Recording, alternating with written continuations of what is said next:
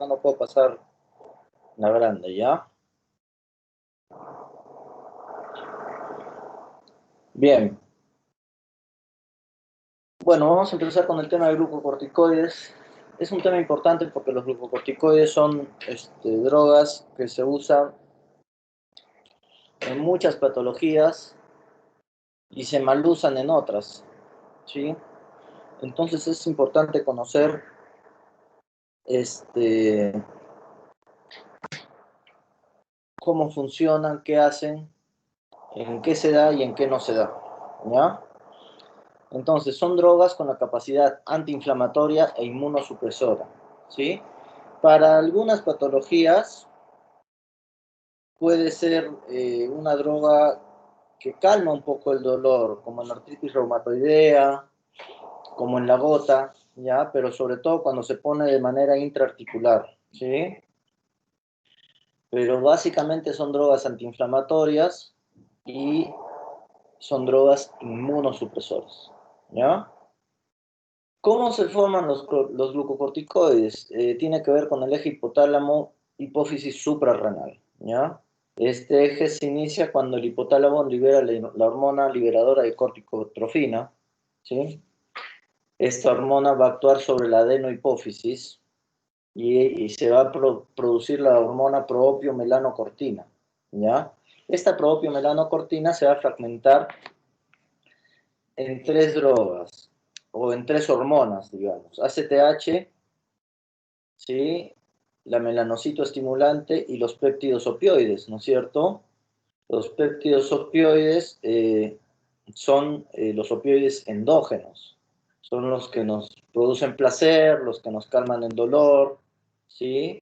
La melanocito estimulante tiene que ver con el sueño, con el ciclo vigilia-sueño, y la ACTH con la respuesta al peligro, ¿ya? Al peligro, dice ese peligro cuando hay dolor, cuando tenemos miedo, cuando estamos enfermos. Eso el organismo lo capta como peligro. Entonces, se libera estas hormonas para mantener otras hormonas, ¿sí? La ACTH va a tener dos acciones sobre la corteza suprarrenal, ¿ya? Primero, va a dar trofismo y segundo, estimula la producción de hormonas. El trofismo va a ser en las tres capas, es decir, ante la ausencia o disminución de la producción del ACTH, la corteza suprarrenal se va a atrofiar, ¿ya? Ese es un punto inicial para tener en cuenta. Entonces la corteza suprarrenal se va a atrofiar. ¿Y por qué es importante esto?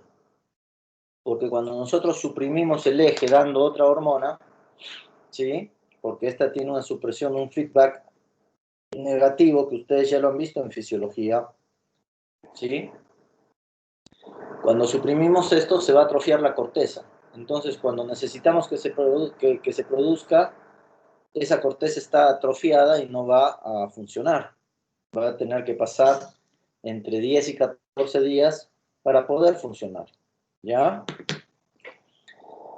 No va a actuar en la producción de hormonas sobre la zona glomerular. ¿Sí? Esta zona fabrica aldosterona y que son los mineralocorticoides, que tienen que ver con el mantenimiento de la presión, del sodio, ¿sí? Sí va a estimular bien la zona fascicular que fabrica cortisol o hidrocortisona y una discreta estimulación sobre la zona reticular, la cual va a fabricar hormonas sexuales, ¿sí? Es por eso de que hay crecimiento de las mamas y otras cosas con los corticoides. ¿Cuál es la principal acción del ACTH? Como hemos visto antes, la principal acción es la formación del cortisol, el cual va a tener un feedback negativo sobre el hipotálamo. Es decir, ¿cómo se regula la producción de ACTH y cortisol? Si se produce una gran cantidad de cortisol, este inhibe la producción de ACTH, ¿sí? O si el organismo capta que hay una gran cantidad de cortisol, se va a producir la ACTH, ¿sí? Se va a inhibir, perdón, la ACTH. Lo mismo pasa cuando nosotros damos un cortisol exógeno. O sea, si nosotros damos un corticoide exógeno, se va a inhibir el eje hipotálamo hipoficiario suprarrenal, ¿sí? Y se va a dejar de producir ACTH. Y al dejarse de producir ACTH, como hemos visto, se produce atrofia de la glándula suprarrenal. Entonces, si nosotros quitamos ese cortisol exógeno, bruscamente, la glándula suprarrenal no va a tener capacidad de producir cortisol. ¿Ok? Eso hay que tenerlo clarísimo. ¿Ya? Ahí la glándula suprarrenal no va a tener la capacidad de producir cortisol. ¿Ya? Bien. ¿Y qué hacemos entonces? Lo que tenemos es que ir suprimiendo lentamente para que se vaya produciendo ACTH y esta ACTH vaya estimulando el crecimiento de la glándula suprarrenal. ¿Ya? Eh, la producción de cortisol tiene un ritmo circadiano. ¿Sí? Se eleva en la madrugada para que nosotros en la mañana temprano estemos alertas. ¿Sí? Y esta producción es máxima hasta el mediodía. Y a partir de las 5 o 6 de la tarde empieza ya a decrecer para que en la noche tengamos sueño y podamos dormir. ¿Sí? Bien, nosotros los médicos y los estudiantes de medicina estamos fregados, pues, ¿no? Porque nuestro ritmo circadiano no existe, por lo menos en la mayoría. No existe porque nos quedamos hasta las 3, 4 de la mañana estudiando, nos despertamos a las 3, 4 de la mañana para empezar a estudiar. Entonces es todo un cambalache nuestro ritmo circadiano. Pero una persona mortal, común y silvestre, sí existe este ritmo, ¿sí? Y en general hay que tratar de mantenerlo, ¿ya? Nosotros más o menos fabricamos 10 miligramos por día de cortisol sin estrés. Es decir, si estamos tirados, echados, sin respirar, sin mover un dedo, ¿ya? Con estrés es mucho más. Llegamos a fabricar hasta 100, 120 miligramos por día de cortisol. En promedio, normal, en una persona que se levanta, trabaja, estudia, hace sus cosas, el cortisol se produce entre 25 y 37,5 en condiciones normales. Por ejemplo, si nosotros tenemos un trauma, si nosotros tenemos una enfermedad, si nosotros vamos a dar un examen, si nosotros viajamos, si tenemos un problema con acomodar nuestro ritmo a la nueva ciudad, ¿sí?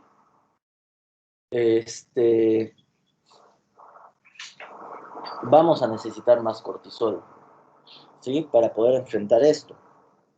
Entonces, las personas que reciben exógenamente porque tienen una falla en la producción, si se enferman, si tienen un trauma, si van a viajar, se necesita aumentar un poquito la dosis, ¿ya? Porque si no hacen insuficiencia suprarrenal, ¿ya?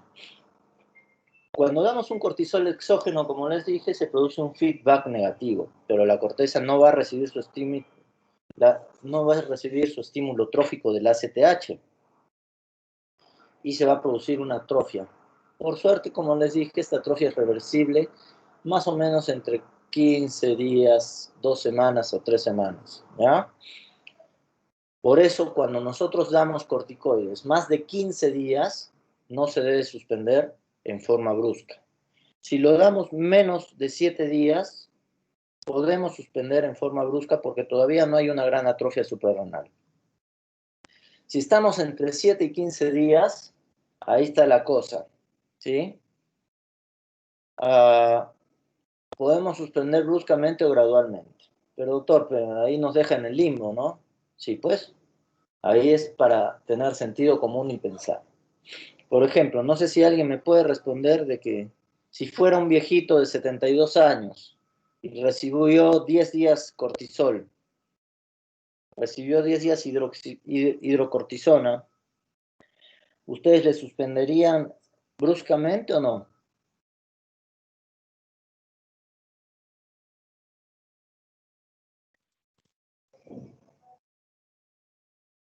recibió su dexametasona para COVID. Si fuera un viejito de 73 años, la verdad que yo no se lo suspendería. ¿Sí? Si fuera una persona de 17 años, lo más probable es que se lo suspenda bruscamente, ¿no? Porque su organismo tiene una capacidad de respuesta mayor y la atrofia suprarrenal no es tan alta, ¿sí? Entonces, no se va a producir atrofia si estamos dentro de los 7 días. Entre los 7 y 14 días hay que usar el sentido común. Y más de 15 días se debe retirar sí o sí progresivamente. Hay diferentes formas, diferentes maneras para retirarlo progresivamente, ¿ya? Y lo retiramos entre una semana y 15 días también, lentamente. El corticoide natural humano es el cortisol o la hidrocortisona. En el resto de animales, el corticoide natural es la cortisona. La hidrocortisona es una sustancia esteroidea, ¿sí? Que tiene un anillo cicloperano perhidrofenantreno. ¿Sí? Este anillo tiene 21 átomos de carbono. Bien, vamos a clasificar los corticoides en sistémicos. Y estos sistémicos van a ser naturales y semisintéticos. Los naturales, como ya vimos, son la hidrocortisona y la cortisona. Y los semisintéticos van a ser un montón. Prednisona, prednisolona, metilprednisolona, dexametasona, betametasona. ¿Ya? Vamos a tener los de uso local, que se usan tópicamente en piel, intravaginalmente o inhalados. ¿Sí? El mayor uso está entre estas tres cosas, ¿ya? En algunas vaginitis, en algunas lesiones dérmicas que son de causa inmunitaria y en problemas pulmonares en los cuales hay espasmo bronquial, sobre todo en el asma. En el asma el corticoide es la base del tratamiento, ¿sí? Vamos a tener la fludrocortisona, betametasona, fluticasona, mometasona, clobetasol, clotrimazol, triamcinolona, budesonida, ¿ya? Son varias. Luego los vamos a clasificar por la rapidez de acción, ¿sí? Acá presten mucha atención. Tenemos los de acción rápida, intermedia y lenta. Los de acción rápida, hidrocortisona, cortisona y metilprednisolona. Intermedia, prednisona, prednisolona y triamcinolona. Y lenta, dexametasona y betametasona. Entonces, si a ustedes les viene un paciente asmático, con un asma severo, se está muriendo el paciente, lo más adecuado es darle los de acción rápida, ¿no? Si ustedes le dan dexametasona, va a empezar a actuar entre las 6 horas más o menos, 4 horas en algunas personas. Para ahí ya el paciente está recontra archi super muerto. Entonces lo que vamos a usar es metilprednisolona, hidrocortisona o cortisona. Se van a diferenciar por la duración. Vamos a tener de corta duración, que duran de 1 a 12 horas, que tenemos la cortisona y la hidrocortisona. Tenemos lo de duración intermedia de 12 a 36 horas, prednisona, prednisolona y metilprednisolona, y triamcinolona, que es tópica, ¿sí? Y los de acción prolongada, dexa y betametasona. Acá hay una cosa importante. Si la metilprednisolona nosotros la damos a superdosis, a dosis muy altas, se convierten de acción prolongada y puede llegar a durar hasta 28 días. ¿Sí? Entonces, retrocediendo, tenemos una sistémica, metilprednisolona, de acción rápida, metilprednisolona, y que dura de 12 a 36 horas, metilprednisolona. Y si además damos una dosis muy alta, puede llegar a durar 28 días.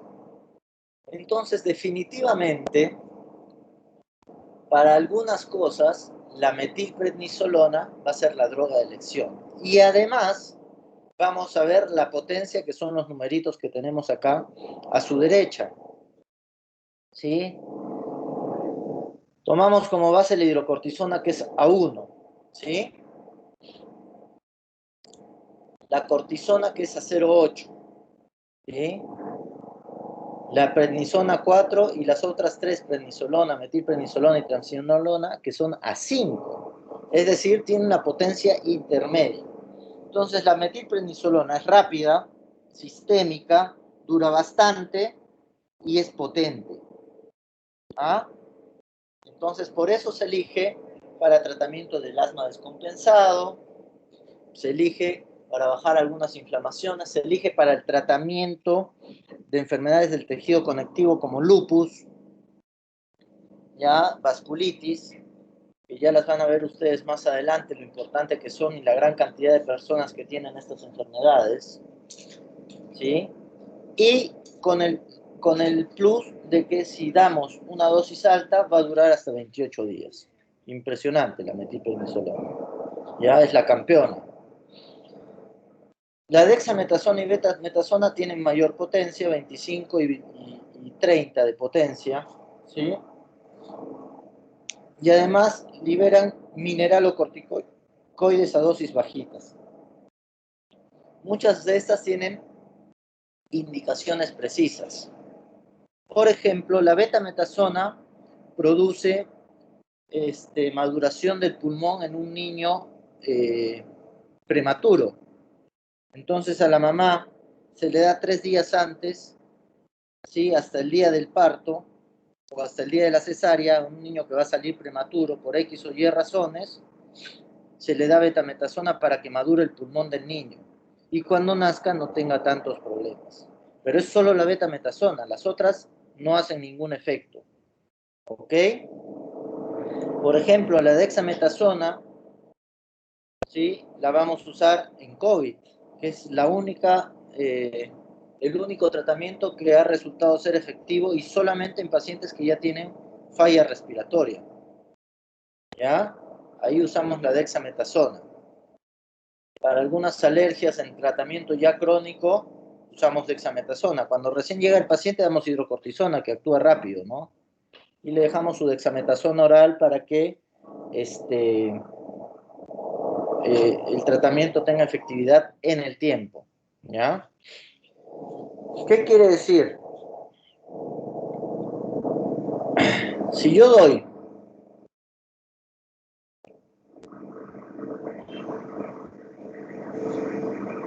100 miligramos de metilprednisolona, ¿sí?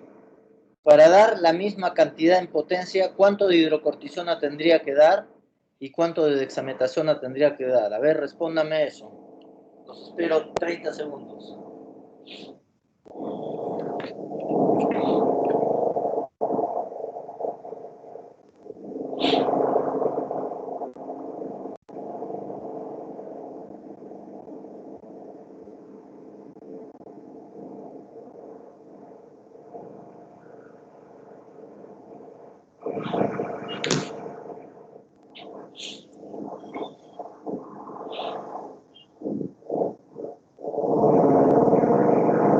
Chicos,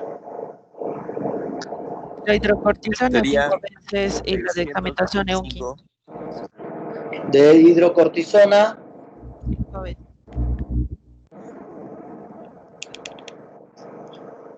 yo al paciente le tengo que dar un equivalente para una enfermedad crónica, ¿ya? Vamos a hablar de prednisolona, que es 5. Le tengo que dar 100 miligramos de metilprednisolona. Pero no tengo, se me ha acabado en el hospital. Solo me queda hidrocortisona. ¿Cuánto le tendría que dar?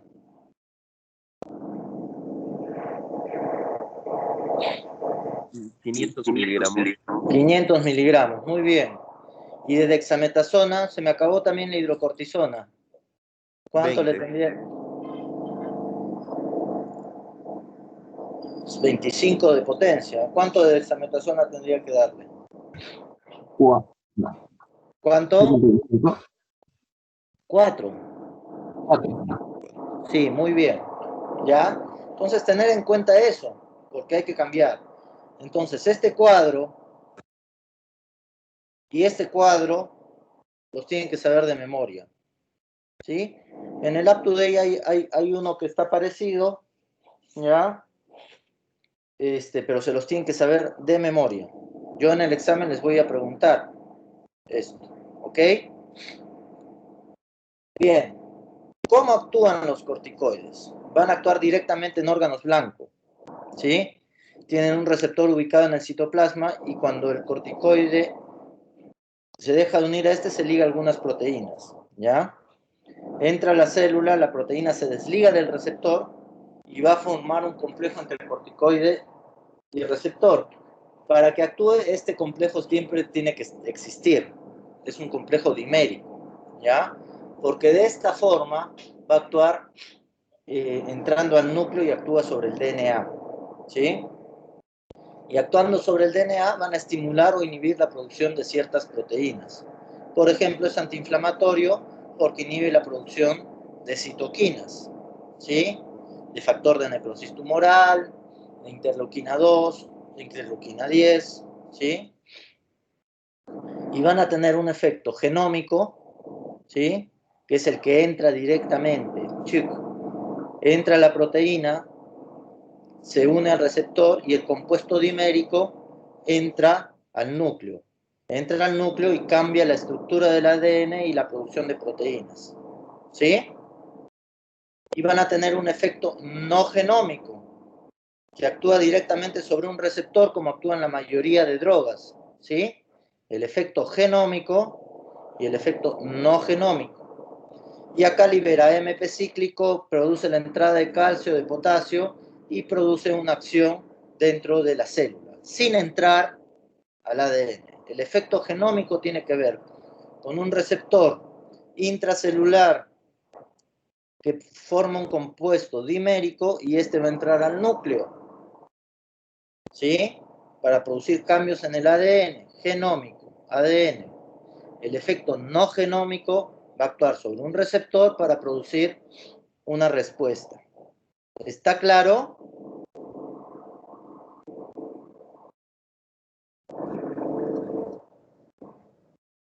Chicos, respondan por favor, me siento solo. Sí, doctor, sí está. Sí, doctor. Ya, gracias. Bien. No, estoy hablando con mis alumnos. Se asustaron las enfermeras, pensaron que algo me había pasado. Bien. Vamos a tener 3 acciones principales. ¿Sí? Las acciones de sustitución, cuando un paciente tiene insuficiencia suprarrenal, se da el tratamiento para sustituir al corticoide, porque lo necesitamos para vivir, si no nos morimos, ¿no es cierto? Va a mantener la presión arterial, va a mantener la respuesta, va a mantenernos despiertos, ¿sí?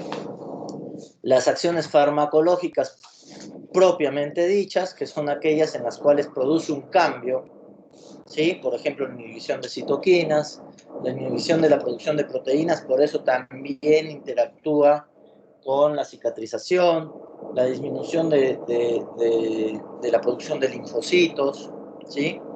Y vamos a tener las acciones permisivas, que tienen varias hormonas, ¿sí? ¿Qué es una acción permisiva? Esta droga permite que otras hormonas o que otros compuestos químicos o enzimáticos dentro del organismo actúen. Por ejemplo, el corticoide favorece la acción de la noradrenalina con la pared del vaso sanguíneo para producir vasoconstricción, ¿sí? Entonces, permite que esto produzca su acción. Si no hay corticoide, por más noradrenalina que tengamos, no se produce la acción. Es por eso que en algunos pacientes con shock refractario damos corticoide cuando están con aminas, ¿sí? Para que se produzca la acción. Bien, las acciones de sustitución en la insuficiencia renal crónica, ¿sí? Hay hipotensión arterial, astenia, alteraciones hidroelectrolíticas, que puede ser hiponatremia más hipercalcemia. A este paciente le podemos dar hidrocortisona diariamente una cantidad equivalente a lo que fabricamos, 25 a 37.5, ¿sí? Es una acción fisiológica, una dosis fisiológica.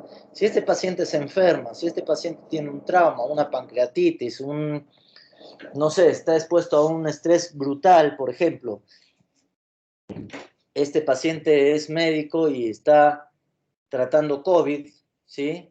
Primero hay que aumentar la dosis y sacarlo de ahí, porque ese paciente se va a enfermar, es inmunosupresor. Las acciones farmacológicas propiamente dichas, que sean de dosis de 10 a 100 veces la normal. La principal es la acción antiinflamatoria e inmunosupresora, ¿sí? Son buenos antiinflamatorios o paninflamatorios, es decir, bajan la inflamación en todos los sentidos. Actúan en las 3 fases de la inflamación, aguda, subaguda y crónica, que eso ya lo han visto en patología, ¿sí?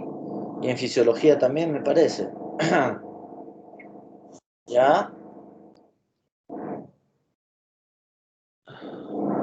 A ver, espérenme un segundito, por favor, un minuto nada más.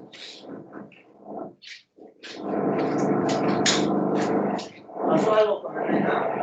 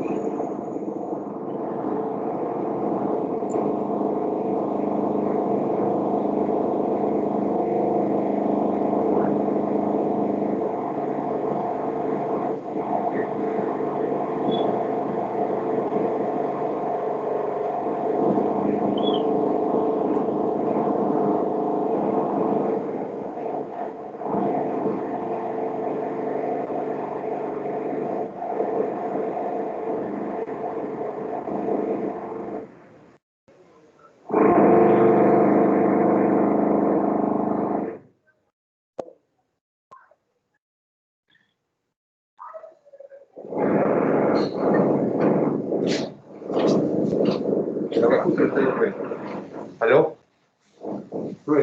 Ya. Chicos, denme 2 minutos, por favor.